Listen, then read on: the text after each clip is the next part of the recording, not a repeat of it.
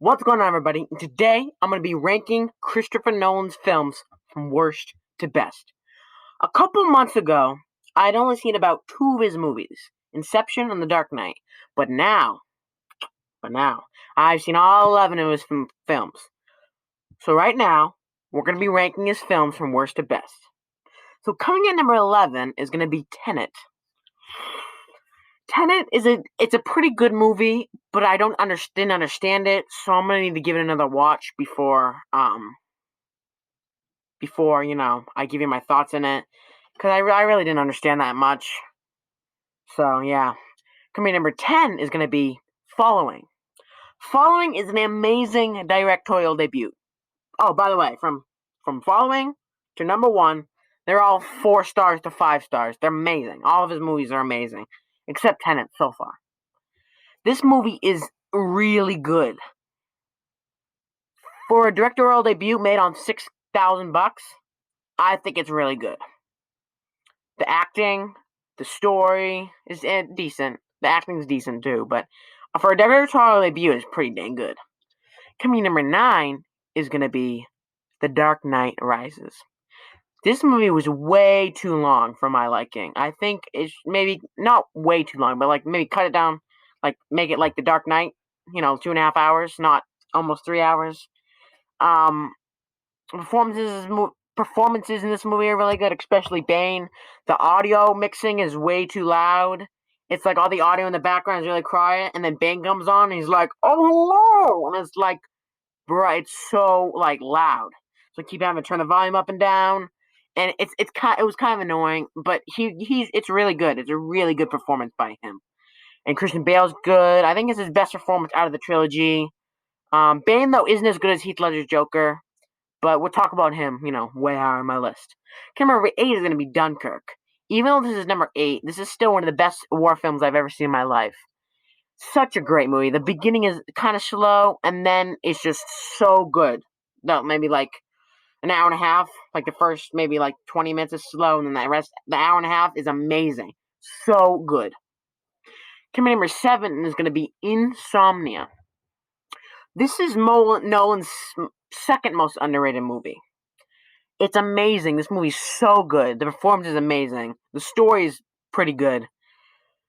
Robin Williams, Al Pacino, Hilary Swank, they're all really good in this movie. It feels the least Nolan-y because he didn't write this movie, but it's still a great Nolan film, you know. Coming in number 6 is going to be Batman Begins. This movie is a really good origin story. Not my favorite origin story, but it's still an amazing origin story for Batman. This is the only For Batman movies, I've only seen the Dark Knight trilogy. I haven't seen any more Batman movies. So this is my Batman that I like. It's just, it's good. It's a little slow. The villain twist is really good. Um, the performances are really good, except Katie Holmes, which she's not the best in this movie. But the only big problem I have with this movie, it's a nitpick, but I count it as a big problem. It's the bats, the CGI bats in this movie. I'm so annoyed with those bats. Like, it's so annoying. Because when you see them fly on screen, it's like, that's CGI. I'm taking out of the movie. I'm taking out of the movie now. Just turn it off. No, I'm just kidding. But it takes me out of the movie all the time. So coming in number 5 is going to be Inception. This may be a hot take, but I think Inception is still a 5-star movie. From this forward, they're all 5-star movies. The performances are amazing. The visuals, the story, it's amazing. So it was first viewing, it was like 5 stars. Second viewing, it went down like 3.5, and the third viewing went back up to a 5. Because I think the second time I wasn't paying attention that well. You need to pay attention to all of Christopher Nolan's movies, really, because you won't enjoy them that much if you don't really pay attention. Coming number 4 is going to be Interstellar. This movie is amazing. The performances, the visuals. This is probably the visuals in this movie are probably Nolan's best, no doubt. The visuals are so good in this movie. Matthew McConaughey is really good in this movie. The cameo in this movie, it was really unexpected because everybody talked about the cameo, but I knew who was in the cameo. Because if you look up the cast of this movie, he's not in the cast, and it was really unexpected. But I really liked that part of the movie, and this movie it was just amazing. Comedian 3 is going to be Nolan's most underrated movie, which is The Prestige. The performances in this movie from Christian Bale, Hugh Jackman, Scarlett Johansson, Michael Caine, they're just so good. And the twist in this movie, oh my, that's one of the best twists in movie history. I never expected that. Like, I was like, it's so good, this movie. Come here, number two is gonna be, um, what's it called? Oh, Memento. Memento is amazing. The performance in this movie, for his second movie, it's amazing.